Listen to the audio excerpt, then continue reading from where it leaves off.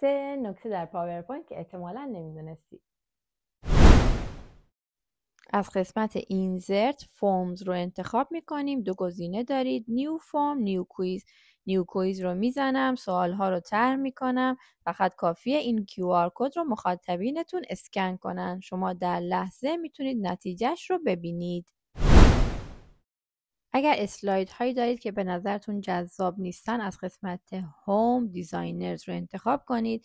یک سری طرح بهتون میدن که میتونید برای اسلاید هاتون استفاده کنید.